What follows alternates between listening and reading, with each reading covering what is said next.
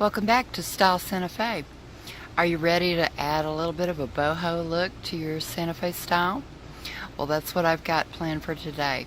I took a couple of weeks to put this outfit together, and I'm really excited about sharing it with you because it is an amazing look for the boho feel. Santa Fe is full of that because of the arts culture, the hippie culture, and it's such a melting pot that this is one style that you can definitely get away with.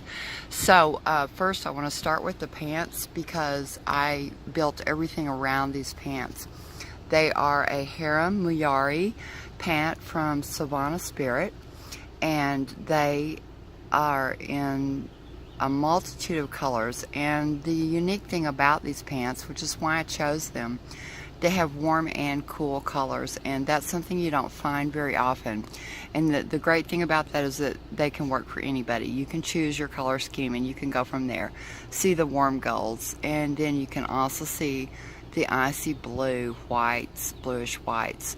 So these retail at Sivana for $49.95, and I want to just show you that they have the elastic cuffs around the ankles.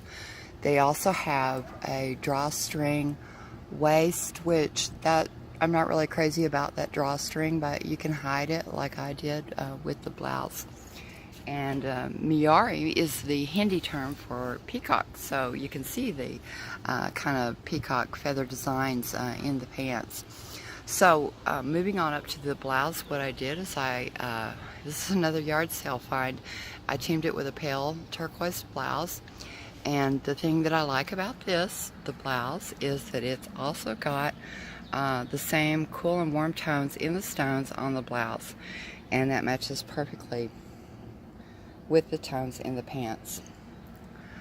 And you could get a plain tee and do that yourself, put some bling on it, or rhinestones. In my day we called them rhinestones, but I think that's okay because out here in the Southwest we're all a little rhinestone cowgirl.